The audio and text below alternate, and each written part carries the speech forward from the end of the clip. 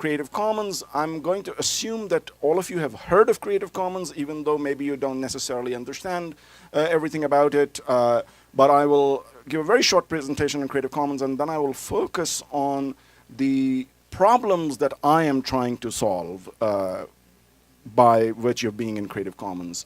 I'm not a lawyer, I'm a scientist. Actually, can I have a show of hands? How many of you self-identify as a scientist? 3, 4 people. Okay. So definitely we are a minority here. But nevertheless, there are a lot of scientists out in the world. And I'm a scientist, and I act as the interface between scientists and lawyers. Both sides cannot understand each other at all. I try to sort of play the driver in between, translating one for the other and vice versa. I'm inspired by the vision of Creative Commons, which is really the first slide. Actually, the first slide is the title slide, which I made, and I'm very proud of. You know, it's going to come.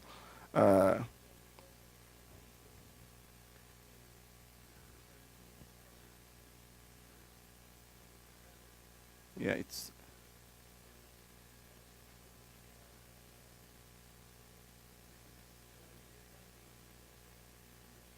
Yeah, it's a.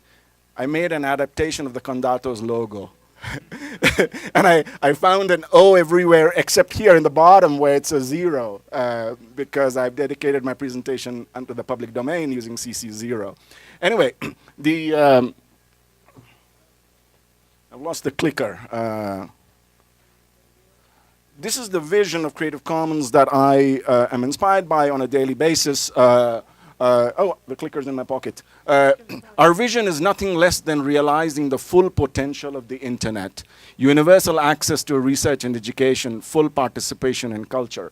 So this is what really drives me on a daily basis, and I try to figure out how we can make this possible in the area of science. Whoop. Very quick rundown, what I call CC by numbers. We are one global nonprofit headquartered in Bay Area in San Francisco. We were founded in 2001. We exist in 77 different jurisdictions and have 100+ affiliates around the world. I'm very proud to say I've been to 23 of them. We have 2 public domain marks and 6 copyright licenses.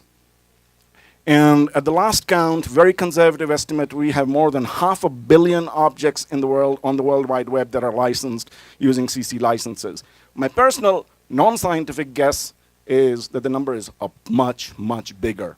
For example, just on Flickr, there are more than 300 million photographs licensed under Creative Commons licenses. The entire Wikipedia is licensed under Creative Commons licenses. And I'm not even counting the databases, where a single database could be Creative Commons licensed, but could have 20 million records inside it, right? It's a big number. In 2013, last year, in October, November, we came out with our latest version of licenses, which is version 4. And there are some key changes in this license, which are very important for science and data. So these are everything we make. You can see there are 8 of them. There are 2 public domain marks and 6 licenses. However, only 3 of these are compliant with the Open Knowledge Definition and the Budapest Open Access Initiative. The CC0, CC BY, and CC BY SA are the only 3 licenses and the public domain mark that we make that we recommend for scientific content and products. Let me stop for a second here and say, science can be thought of as, at least the digital part of science, can be thought of as having 3 buckets: data, software, and the results that you publish. Pretty much everything that you can think of that science produces digitally lies in one of these 3 buckets, okay? For data, we recommend CC0, which is the public domain dedication, although you can also use CC BY, which is the most liberal license that we produce. For literature, which is basically like journals, journal articles and proceedings papers and other kind of literature, it could be informal literature or formal literature, we recommend CC BY license, or CC BY SA is also okay, though we really prefer as liberal as possible, and I'll explain that in a moment why. And for software, we do not make a license for software, although our CC0 public domain dedication is approved by the Free Software Foundation as being compatible with the free software definition. We recommend for various reasons that if you have a software, you should use any OSI compliant license, the Open Source Institute compliant license. And of course, in those sets of licenses, as you can see, there are licenses that are more restrictive and less restrictive. We encourage people to think of more liberal licenses such as MIT license or BSD license instead of more restrictive licenses such as GPL, which are more share-alike in nature. Okay, with that background in place, this is the overall picture for science. If you have data, licenses under CC0. If you have literature that you're publishing, license under CC BY, and software, use any OSI license. That basically covers all of digital science. CC0 is fairly unique because it essentially waives all the rights that you have that you can legally waive in the work. You, in a way, almost opt out of the copyright system. And there are several advantages of doing that. That doesn't mean CC0 does not impose a legal requirement to give credit. But that doesn't mean you should not give credit, because in science, people have been using others' works. Science always progresses by building upon the works of others, and people always give credit to others by virtue of citation or acknowledgement. That has always been done. Science has never needed lawyers to tell them how to do science, and it has worked just fine. And that's the kind of thing we're trying to promote. In a few jurisdictions around the world, it is not possible to waive all your rights. In those cases, CC0 does a little magic trick. It acts like a CC BY license. And it says that, look, to the extent possible, I'm letting you do whatever you want to with my work. These are just a couple of slides that show examples of, I have no idea why this is, sorry, you're going to be nauseous and dizzy. These are some of the major publishing platforms that use CC licenses. And these are some of the major data archives that use CC licenses. As you can see, there are some big ones, big names here: CERN Library, the Harvard Library, Figshare, which is a data aggregation service based in the UK, Dryad, which is based in the US, Genomes Unzipped. We have about 47 or 50 examples on our website on creativecommons.org. I could fit only 6 or 7 of them here.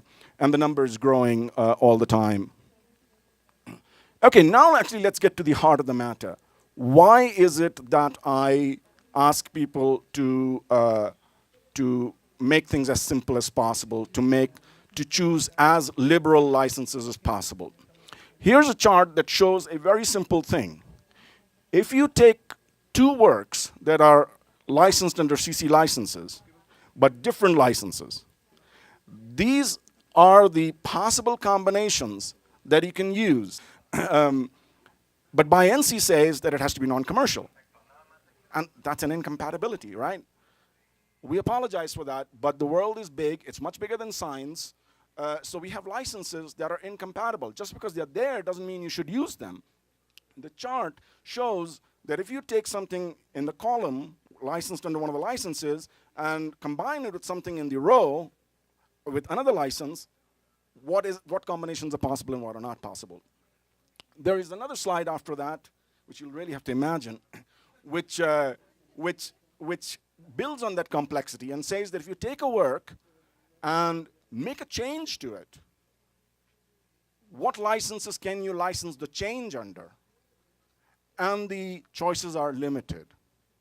Think about it. What is science? Science is using somebody else's work all the time. It is a quest to find the truth, the quest to find answers. But you never find the truth, right? You keep on working toward it. We keep on looking at other people's work and using that to prove or disprove our own hypotheses and then publish them. So it is constantly, as Newton said, we can see the future, we can see far away in the distance because we stand on the shoulders of giants. Well, in order to do that, I have to be able to modify someone's work. And if you stop me from modifying your work, I can't really use your work. Well, I can use it, but I'll be breaking lots of laws, and I'll be violating the license, which is why we recommend as simple licenses as possible. There's another slide after that which actually shows that if you license your work under NC license, that also limits the relicensing possibilities that you can utilize for your work. Hang on, I have my slides.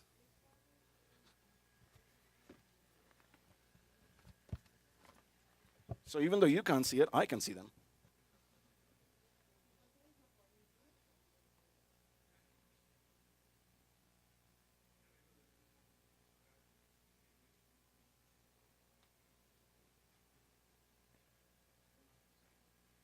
Okay, but I've been chewed up. A lot of my minutes have been chewed up. Okay. Sorry, that's the best I can do. Imagine a scientific paper. This is a fictitious scientific paper that is made up of works of many different licenses. Okay? There's a chart in here, which is CC by SA. There's a photograph in here, which is all rights reserved. There's a table here, which is CC 0. And I published it in a journal that requires me to license it under CC BY. What a mess, right? Because I have to mark every bit of work correctly with the licenses that are there.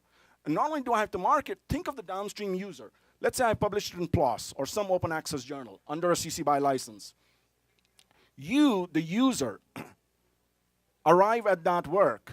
You see that the work is licensed CC BY. But actually, there's parts inside the work that are not licensed CC BY. That really creates a headache for you.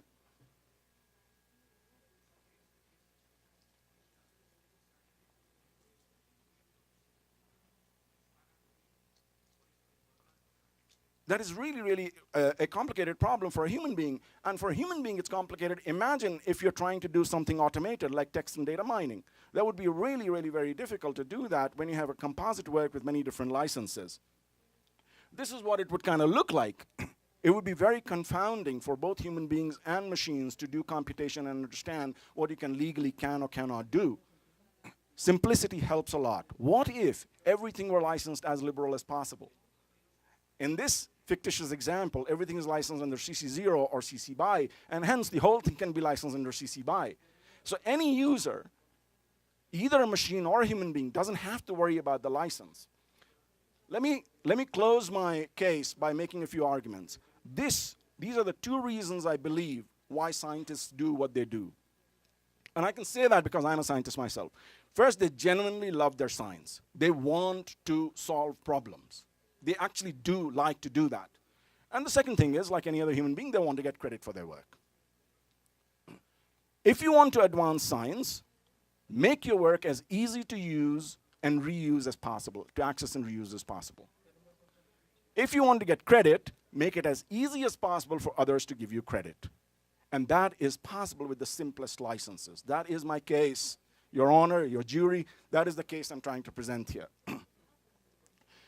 You can only license the rights that you have. You cannot license the rights you don't have. Make sense? If you don't apply a license, you license nothing. So always explicitly tell others what they can do. And always try to tell others that they can do whatever they want to. A license is not a magic shield. It is merely a signal to the people who want to follow the rules as to what they can do, or to the people who are unsure about it. It's not going to protect you from those who want to do bad things. Okay? But you're not concerned about them because the assumption is that there are a lot more good people in the world than bad people. An open license probably does what you want it to do. And a closed license that you want to choose probably does not do what you think it does. Think of NC example that I gave. An NC example does not necessarily prevent others from making commercial use of your work, but does prevent them from combining that work with Wikipedia articles. If you use several different licensed works in your own composite work, mark everything clearly. But really, you shouldn't, right? Just because you have 128 fonts in your computer, you shouldn't use all of them when writing a letter, right? It makes sense. In the same way, just because you have 200 colors of shirts in your wardrobe, you shouldn't wear all of them at the same time. It's the same thing. Just because we make 6 different licenses, you shouldn't use them. Be as simple as possible in the use of your licenses. And that's my presentation. Thank you.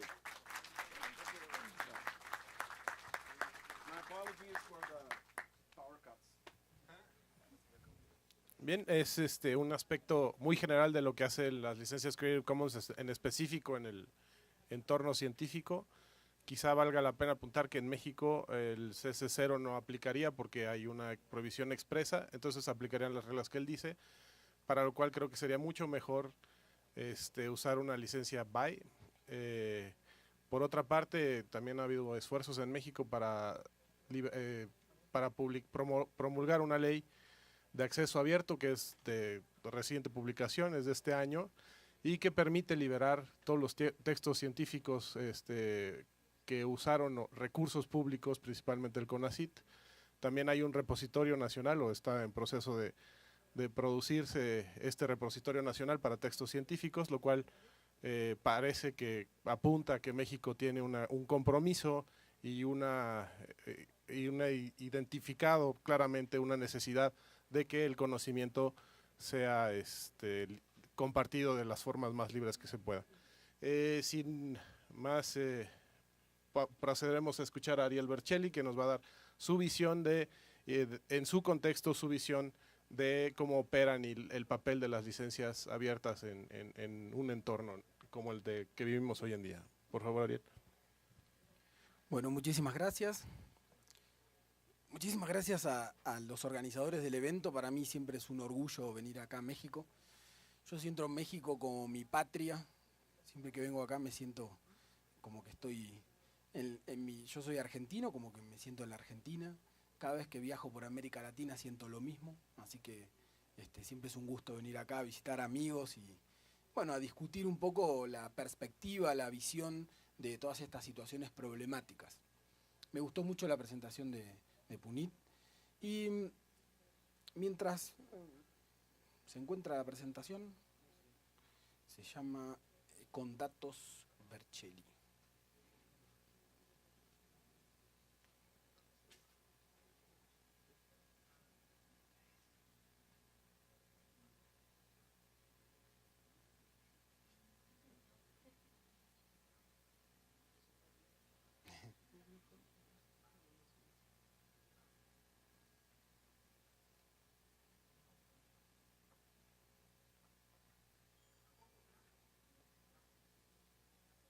Pero no necesitamos presentaciones para hablar. No importa.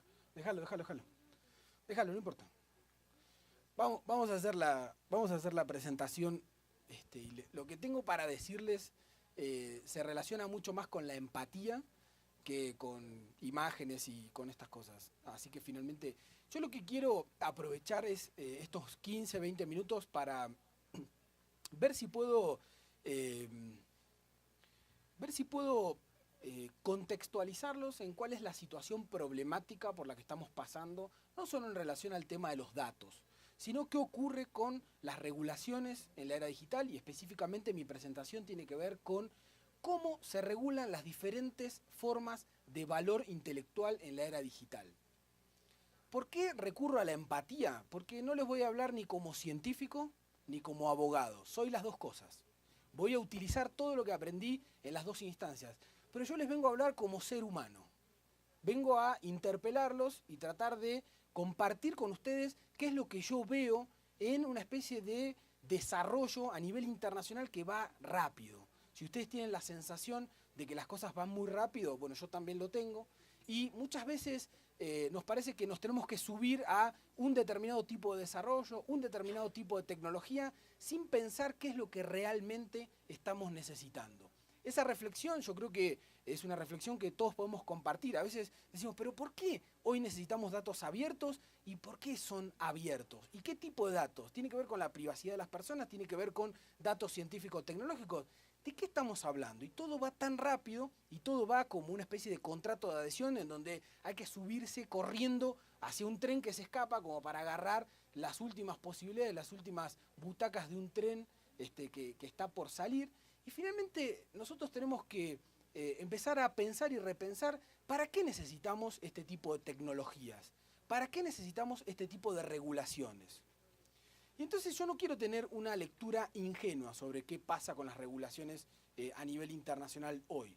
Simplemente les voy a contar que yo traduje las licencias de Creative Commons para la Argentina Y en el momento de traducir una licencia que tenía que ver con obras intelectuales, uno lo que hizo fue revisar toda la regulación de los derechos intelectuales y específicamente del derecho de autor y derecho de copia a nivel internacional y a nivel nacional y generar una licencia, es decir, una licencia que le permita a los creadores, que en la era digital los creadores y los usuarios son lo mismo, es una regulación circular, le permita decidir qué quiere hacer con su obra, con su producción de valor intelectual.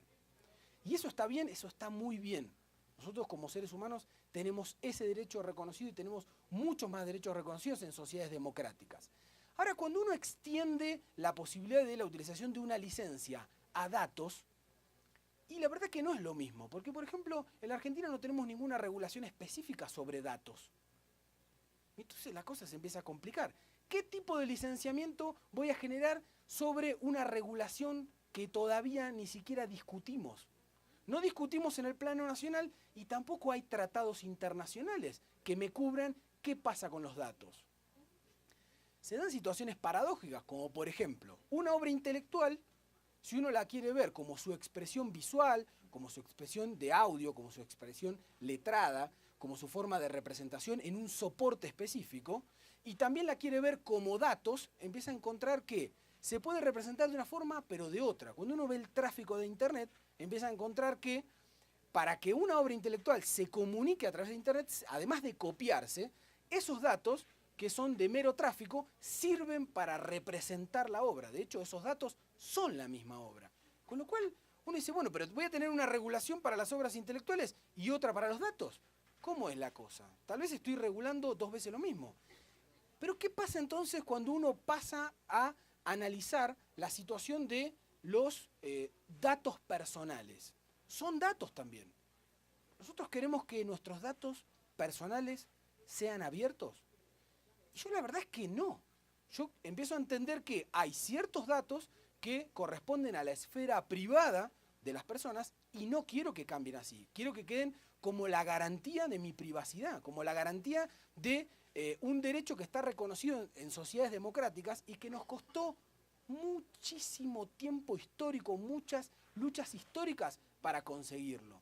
No les está hablando el abogado que sabe de las garantías constitucionales, les está hablando un ciudadano que no quiere que sus derechos se vayan por alcantarilla.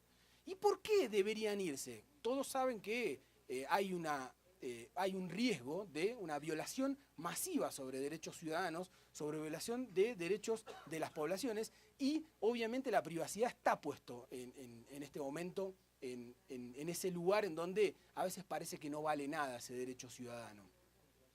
Es decir que nosotros primero para discutir cómo vamos a gestionar o cómo vamos a tratar los datos, mereceríamos discutir a nivel nacional, a nivel regional y sobre todo a nivel internacional, una legislación. ¿Hay legislación de derechos intelectuales en general? Sí. Y de hecho hay variedades. ¿Van incrementándose estos derechos? Sí. Bueno, es necesario que nos planteemos cuál va a ser el tratamiento de estos datos porque hay múltiples casos distintos. La regulación del derecho a autor no se puede estirar ni interpretar hasta alcanzar la regulación de los datos. ¿Por qué hay justaposiciones? Porque finalmente en esos mismos datos hay datos privados y la regulación de la copia, la regulación del copyright angloamericano o del derecho a autor no tiene nada que ver ahí. No tenemos objeto como para generar una licencia. ¿Se entiende lo que estoy explicando? Entonces se nos pierde el sustento. ¿Cuántas posibilidades de generar una regulación sobre datos hay? Y la verdad que es una arena bastante interesante y muy diversa. Podemos llegar a generar 4, 5, 10 regulaciones distintas sobre diferentes tipos de datos. Cuando uno dice, bueno, la ciencia es un proceso global, la ciencia global necesitamos compartir datos como para seguir produciendo científicamente, puede ser. ¿Necesitamos repositorios sobre lo que se va produciendo científica, tecnológicamente en cada uno de los países? Sí.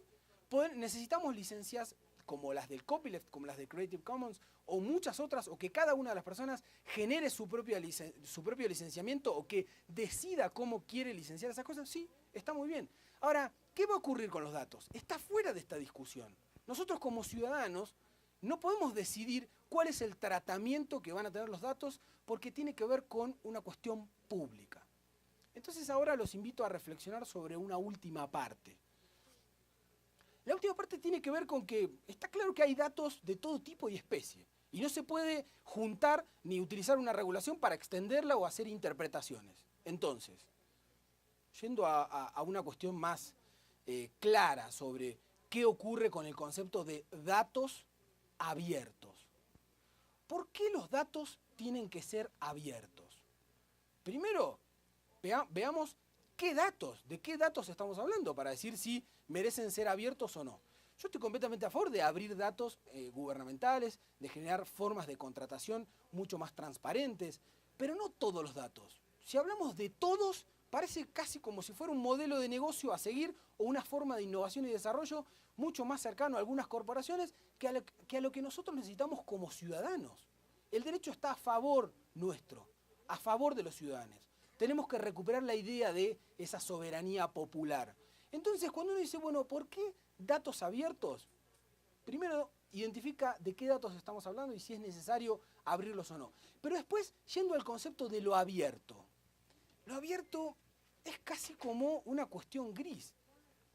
Si uno dice, bueno, en términos jurídico-políticos, la categoría de lo abierto, ¿dónde entra? No entra en ningún lado. No entra en ningún lado. ¿Hay datos privados? Sí, claro. Y entonces uno puede encontrar datos privados.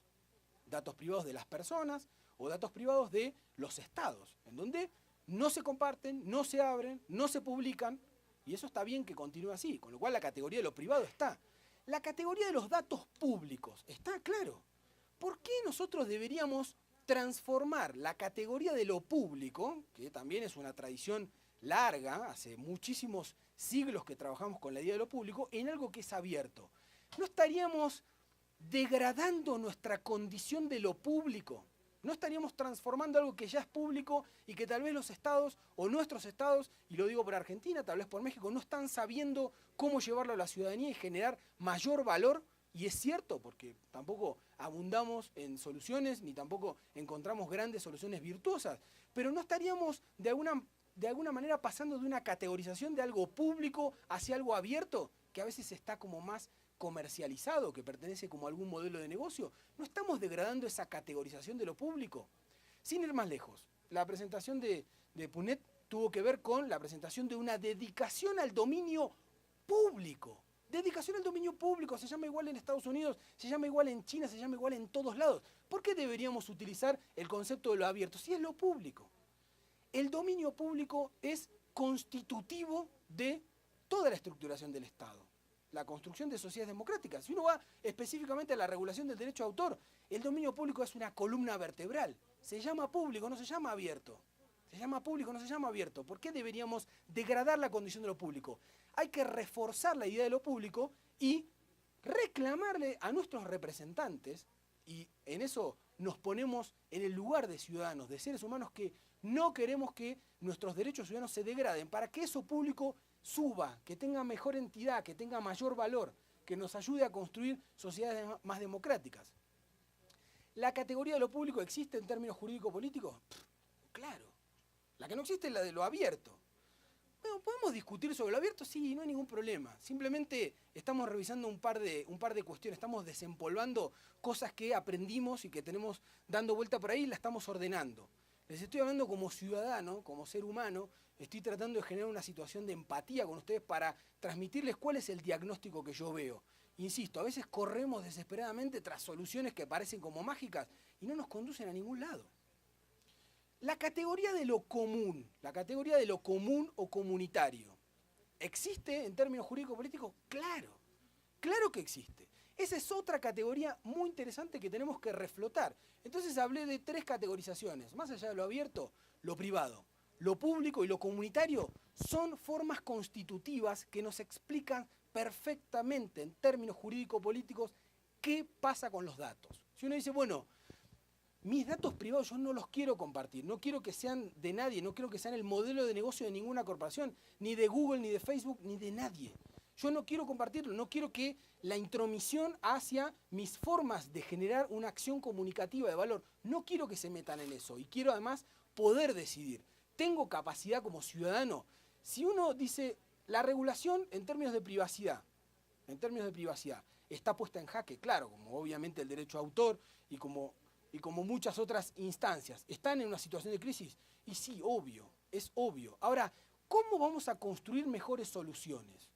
Si no le damos un tratamiento amplio a los datos, en términos nacionales, en términos regionales y en términos internacionales, y específicamente tratados internacionales dentro del sistema de agencias de Naciones Unidas, vamos a estar en un problema serio. Pudimos conseguir formas de licenciamiento, como por ejemplo las de Creative Commons, porque teníamos tratados internacionales que databan de siglo y medio, 2 siglos.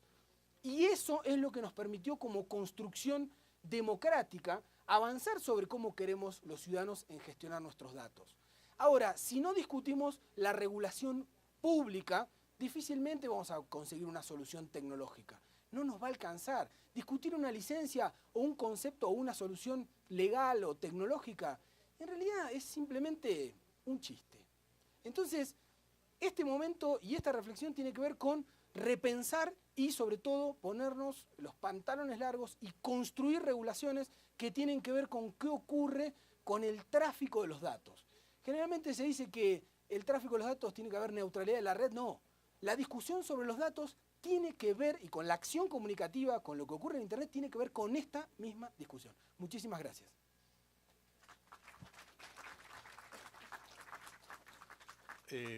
Muy interesante, creo que esta disección de cómo tratamos a los datos nos dan una pauta inicial para saber de entrada quién puede o quién está facultado para liberar algo. En México en particular me parece que la discusión es amplia, si las leyes de acceso a información pública son suficientes, si sería más viable buscar el derecho de petición de una forma más automatizada, porque vivimos en un cruce entre tecnología y la evolución de la misma que nos permite sacar esos expedientes de los archivos físicos y permitir a las máquinas procesarlos de forma más rápida. Y creo que eso es lo que ha hecho que hoy nos estemos haciendo estas preguntas y que resucitan como cosas que parecería que ya estaban resueltas y en el día a día vemos que no están resueltas o con las posibilidades tecnológicas que tenemos hoy no nos están dando la capacidad de procesarlas como se procesaría en un entorno diferente, principalmente en entornos privados, ¿no? Entonces yo le agradezco también a Ariel su presentación, me pongo como ciudadano y me hace reflexionar sobre estos puntos y lo más importante es cómo transmitimos estas preguntas a las personas que tienen que tomar las decisiones para que entiendan dónde están las encrucijadas y permitan buscar soluciones. Me voy a tomar la libertad de preguntar un par de preguntas y después estaremos abiertos a ustedes por si tienen preguntas para los ponentes. Punit, me encantaría preguntarte en el entorno científico, más allá de los papers o de los artículos científicos y académicos, el manejo en la ciencia en problemas globales como podría ser temas ambientales, ¿qué valor aporta el liberar la información climática, por ejemplo, que pueda tener un país, o la información geográfica o pluvial? ¿Cómo esas bases de datos cobran valor en este intento de encontrar soluciones a problemas mucho más grandes, ¿no? Más grandes que incluso los gobiernos nacionales?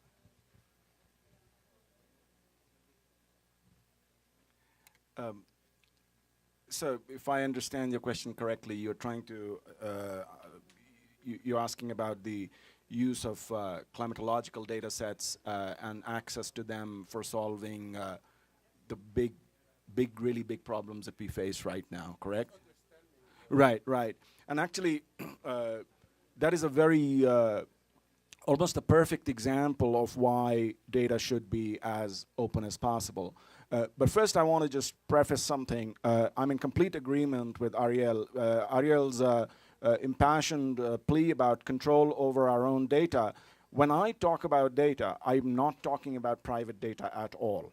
I'm not talking about individual private data. We all have the right. If I decide to give my data away openly, it is my right to do so. And if I decide not to give it away, it's my right to do so. I am primarily focusing on scientific data, and in that, I'm focusing on scientific data that has been collected using public money. If the government has funded the science, then every citizen has the right to that data.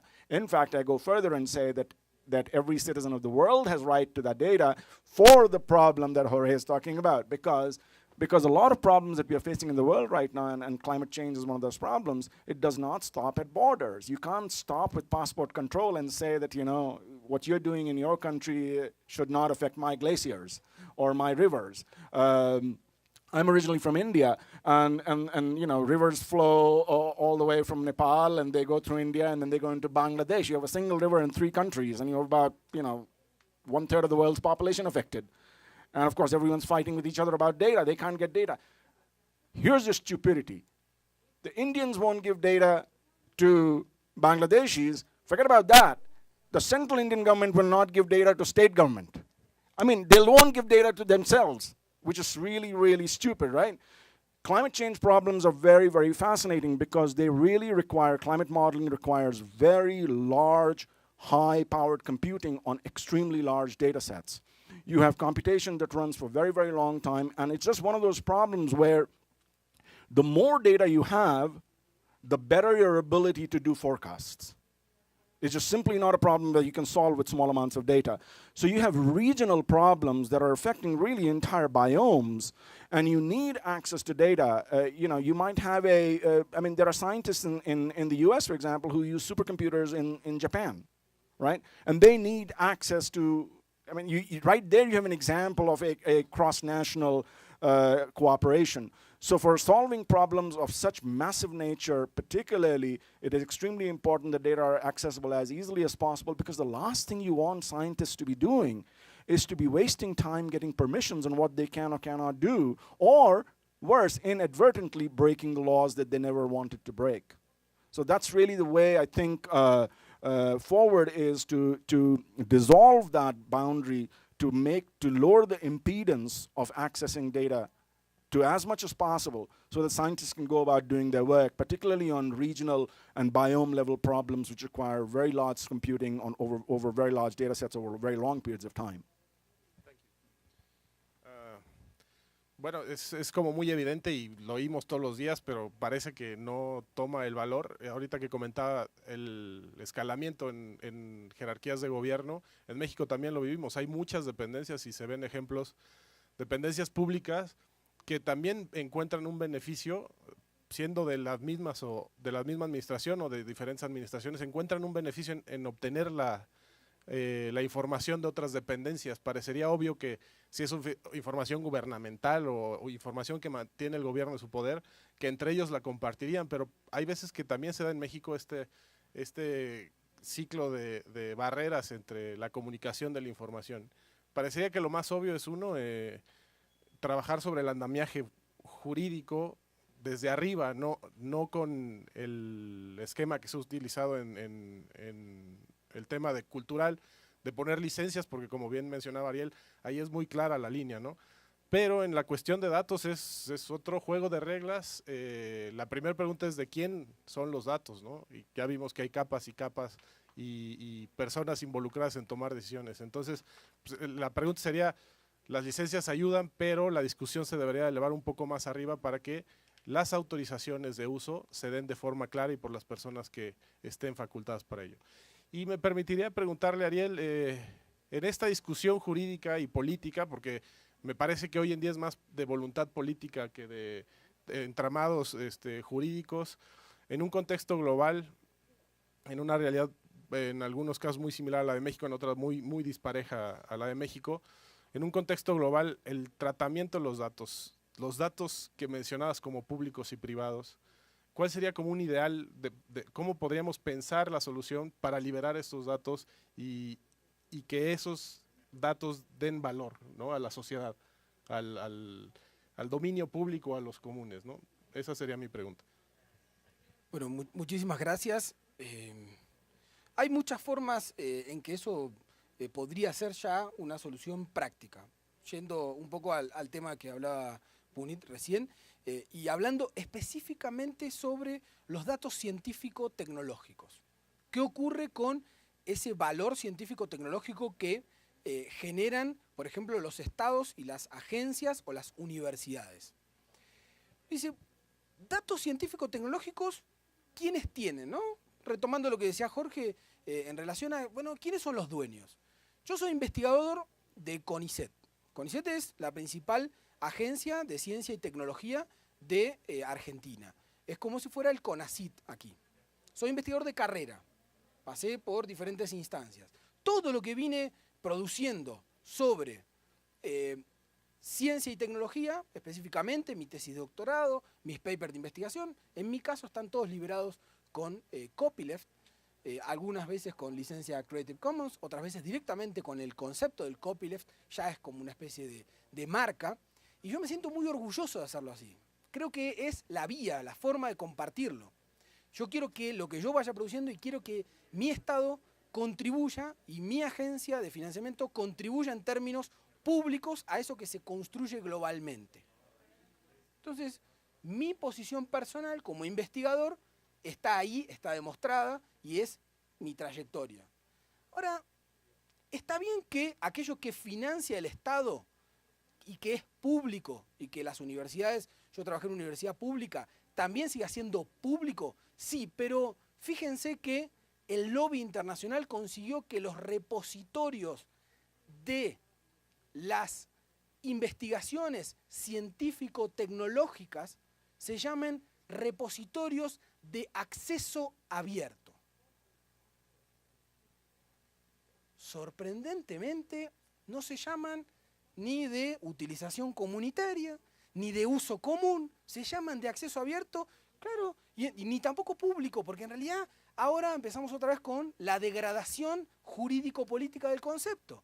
Algo que era público y que está bien y que tiene que servir de lo público hacia un proceso que yo llamo de comunización, de comunicación y de utilización directa como innovación científico-tecnológica orientado a que tengamos mejores democracias, a que podamos desarrollarnos como economías industrializadas, a que podamos tener cero pobreza, a que podamos tener una mejor ciudadanía más fuerte, más alimentada, que no haya violencia adentro de nuestros países.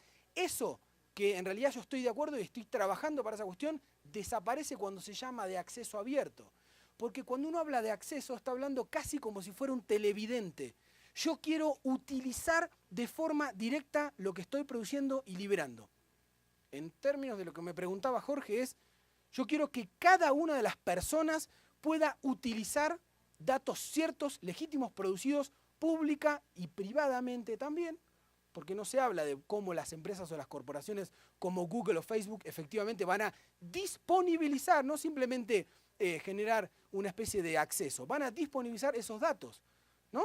Entonces, a mí me gustaría construir usos concretos que atiendan el concepto del copyleft y que atiendan efectivamente la posibilidad de generar procesos de lo público a lo comunitario. Hay otra vía, la otra vía es de lo público a lo privado. ¿Escucharon alguna vez el concepto de privatización? Bueno, el concepto antónimo de la privatización es un proceso de comunización. Va de lo público que construimos históricamente hacia lo comunitario, enriqueciendo las comunidades. Para eso necesitamos garantizar el derecho de copia y la plena utilización por cada uno de los ciudadanos de todos los datos que ya nos corresponden. Sí, ¿alguien tiene alguna pregunta para alguno de los ponentes? Ahí atrás. Ahí va el micrófono. Bueno, mientras, pues sí, es complejo. La apertura de datos pues, nos da muchas ventajas, ¿no? Habría que buscar los límites también, ¿no? Hasta dónde se llega un Estado liberando toda su información, qué tanto se pone en riesgo, ¿no? Hablando de reservas, hablando de cuestiones así, pues también habría que pensar ese otro lado, ¿no? Hasta dónde nos conviene. Pero bueno, a ver. Es una pregunta para Ariel. De acuerdo a lo que nos estás exponiendo en tu presentación, parecería que lo abierto o lo cerrado o lo transparente u opaco de los datos se circunscribiría nada más a la cuestión tecnológica, porque desde el punto de vista jurídico estás mencionando que hay datos públicos, datos privados, pero sin embargo cuando hablamos de datos abiertos, los que somos tecnólogos entendemos el concepto de abierto como el open source, donde tienes derecho a ver el código de un programa, o por ejemplo el grupo abierto de arquitectura, donde tienes derecho a tener acceso a conocimiento desde un punto de vista abierto. Entonces, mi pregunta básicamente es, el concepto de abierto y cerrado, según lo que tú nos estás exponiendo, ¿se circunscribiría simplemente a lo tecnológico y a la capacidad que tendríamos de accesar o de acceder a esos datos utilizando mecanismos de tecnologías de información? Vamos por una revisión rápida. No hablo de acceso, sino de libre disponibilidad. No hablo de abierto, sino de libertad. La diferencia entre las comunidades de open source con las de free software es muy clara. Una es un modelo de negocio industrialista, la otra es efectivamente una filosofía que generó un hacking legal y tecnológico a la vez para permitir que el conocimiento siga siendo comunitario. Es muy claro. Y yendo un poco más en la discusión, no es una red neutral como forma de medio de comunicación que nosotros queremos en Internet. Es una red simétrica, es una red de pares, en donde cada uno de nosotros vale igual, donde cada uno de nosotros vota. Es una forma democrática de entenderlo. Y es una discusión tanto jurídico-política como tecnológica. No tuve la presentación, pero hay un concepto ahí de co-construcción donde las regulaciones y las tecnologías se van dando en el mismo proceso, como un proceso circular. Y sin ir más lejos, a mí me gusta el concepto de isonomía, de igualdad ante la ley.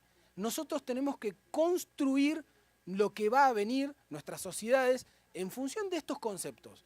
Lo abierto y cerrado es anecdótico, tal vez es como un nombre marketinero, y está bien que así ya haya promulgado, sí, pero en términos de la regulación dura, en términos jurídico-políticos, yo quiero rescatar los otros conceptos, lo privado, lo público y lo comunitario.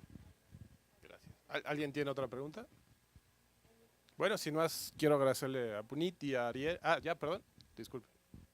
Ahí va.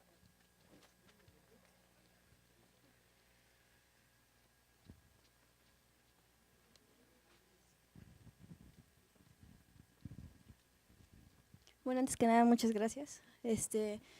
Bueno, mi pregunta es más, tal vez,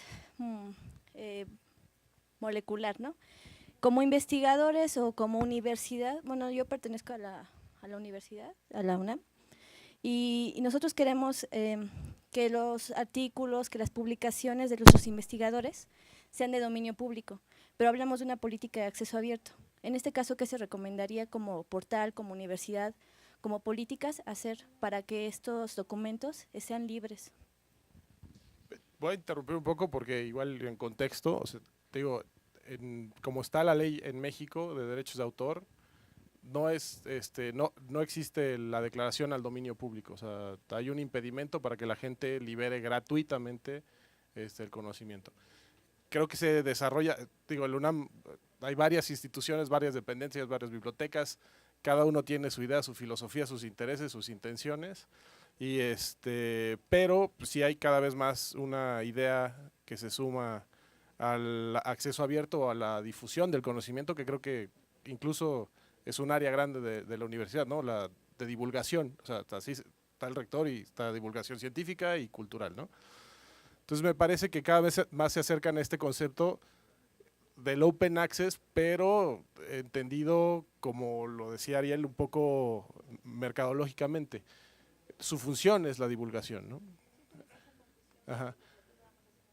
Su función es divulgación y el open access tiene una corriente muy fuerte, tiene repositorios, tiene una idea de dónde buscar de entrada, ¿no? O sea, muchas veces es muy difícil dónde pones el dedo en el cursor para acceder a la información. En mi experiencia, y he hablado con varias instituciones de la UNAM, yo también soy profesor de la UNAM, nada más de la Facultad de Derecho, no hacemos mucha ciencia dura ahí, pero las oportunidades que hemos tenido con bibliotecas, con otras facultades, con institutos, como que siempre hay este freno de la parte jurídica, ¿no? Y la pregunta siempre va a ser, ¿de quién es la información? Y yo a la fecha, 10 años haciendo esta pregunta en la UNAM en particular, no es claro de quién es la información, ¿no? Las gacetas las querían publicar, hay artículos que se necesitarían para la reimpresión, digitalización y demás, autorizaciones de gente que no está con nosotros, ¿no? Entonces, en mi opinión, todas esas áreas que apuntan hacia la distribución abierta y libre del conocimiento que genera la UNAM, sí tienen que apuntar hacia lo más alto, que en mi opinión sería el abogado general, y decirle, para cumplir nuestro objeto de divulgación y de liberación del conocimiento, necesitamos las herramientas, las estructuras legales que necesitamos, que son contractuales, ¿no? Viene desde los contratos con los investigadores, desde los convenios de los recursos para las investigaciones, desde que se diseñan estas cuestiones, debe de pensarse qué alcance le queremos dar. Porque si no se consiguen los permisos antes, después es como mucho más difícil, ¿no? Y es una discusión que lleva mucho tiempo en la universidad y creo que lo que valdría la pena es realmente entre toda la universidad pensar cuál es el objetivo de la universidad, que creo que eso es muy claro, y cuáles son las herramientas que nos permiten lograrlo. El licenciamiento es una de ellas, ¿no?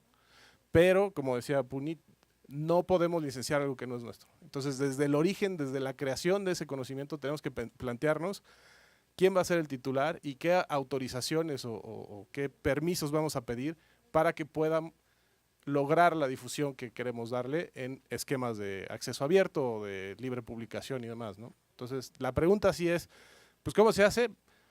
Consigue la autorización de los titulares. Esa es la pregunta más fácil, ¿no? ¿Qué mecanismos hay? Creo que hay muchos mecanismos y se están rediseñando. Hace 5 años que se hablaba de esto, eran más preguntas que respuestas. Hoy se están dando soluciones, pero la implementación va a costar un poco de trabajo. Y creo que mirar hacia atrás va a complicar mucho la discusión.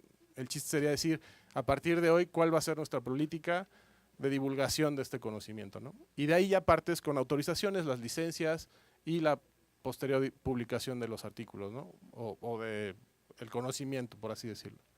¿Más o menos? No, no te permite hablar. ¿Alguien más? ¿Acá? Buenos días. Próximamente México también se va a unir a una plataforma que va a albergar cursos masivos en línea. Entonces, ¿cuáles son las sugerencias? Vamos a tener algunas instituciones públicas que van a estar sumados a esto, pero el proceso igual para seguir de las licencias de Creative Commons es básicamente lo mismo, porque si bien cada universidad tendrá que tener básicamente las licencias, también en un futuro quizá hayan otras instituciones que alberguen cursos masivos. Yo creo que, perdón. Creo que en este punto el tema es un poco lo mismo, ¿no? O sea, el caso de Enciclomedia fue clarísimo, los contenidos eran privados y con un número de autorizaciones para explotarlos, y eso lo encerró en una cápsula que nadie puede usar hoy, ¿no? O sea, no sé si se sigan usando, pero no es algo que se vea cotidianamente en las aulas. Los cursos, una plataforma de este tipo, lo mismo, o sea, si lo están diseñando y pensando hacer ahorita, encuentren quién va a ser el titular, porque va a haber recursos y los recursos son públicos y bueno, con las reformas a la ley de CONACYT, eso debería ser gratuito y libre y abierto y demás, en teoría. Pero siempre hay formas en las que hay, por un párrafo, no podrías liberar la obra completa en este caso, ¿no? Entonces, la gestión y lo como le llaman los gringos, el clearance de todas las autorizaciones es lo que se debería estar pensando. La licencia está ahí, es gratuita, es muy noble, es técnicamente una cuestión maravillosa, o sea, lograron entender el lenguaje del abogado con el de las personas, con el de las computadoras. La licencia Creative Commons es tan noble que el que quiera la usa, ahí está. El paso previo a usar la licencia es dar la autorización. Y el paso previo para dar la autorización es tener la titularidad de la gestión de esos derechos. Entonces las preguntas van, si los están diseñando ahorita, gestionen la titularidad primero, para que después no se anden preguntando a quién le tengo que pedir permiso. ¿Me explico? O sea, partimos de, como decía Ariel, las licencias son un prendedor o un alfiler ahí que nos permite divulgar las cosas, ¿no? Lo podemos poner en el pizarrón, en el corcho ahí con un alfiler. El tema es de quién es ese documento, de quién es ese conocimiento. Necesitamos, de origen, la ley nos da la titularidad al autor. ¿Cómo circula la ley? La licencia es una forma, son contratos, son autorizaciones de uso, sesiones, etcétera, etcétera. Y en eso sí creo que las instituciones públicas, por un lado está la discusión de los académicos que tienen muy claras las necesidades y por otro lado están las discusiones administrativas y jurídicas en las que nadie se quiere hacer responsable de nada, ¿no? Entonces, creo que ya es momento de dejar de preguntarnos si vamos a usar la licencia o no, porque los objetivos de las instituciones públicas son divulgación, pero tenemos que tomar la responsabilidad de decir, vamos a gestionar los derechos como nos dice la ley, porque tampoco vamos a venir aquí a decir, pues cada quien sálvese quien pueda, ¿no? Que pasa mucho, ¿no? O sea, y el riesgo es muy bajo, ¿no? Nadie quiere apuntar a la universidad y decirle que está haciendo algo mal al momento de divulgar las cosas, ¿no? Pero en cuestiones culturales, en pintura, obras de teatro, cine, aquí mismo en la Cineteca, el tema de gestión de derechos es algo complicado, ¿no? ¿Tenías una duda? Hola, ¿qué tal? Mi nombre es José Luis Chávez, trabajo en la UNAM y nada más que duda yo creo que es algo que hay que aclarar. En este caso yo creo que cuando tú mencionas de quién es la información, en este caso ya atendiendo a nuestra ley hay que considerar también las excepciones a lo que es a la detentación de derechos patrimoniales.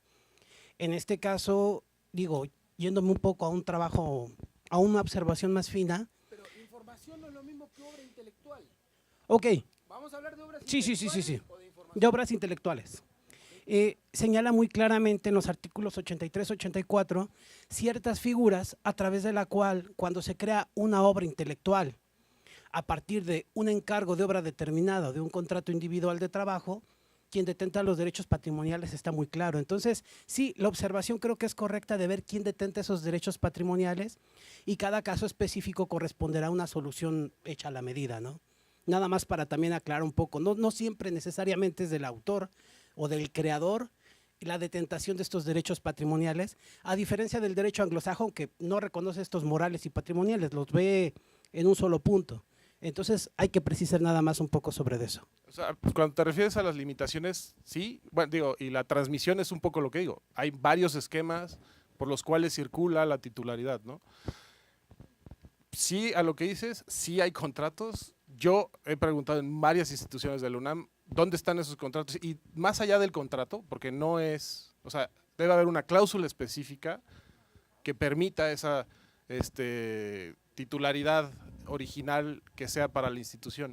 Si te pones a verlo con cuidado, parece muy obvio, pero no es tan obvio, ¿eh? O sea, en el momento de gestionarlo no es tan obvio como lo mencionas, ¿no? O sea, a eso me refiero justamente, ¿no? Sí.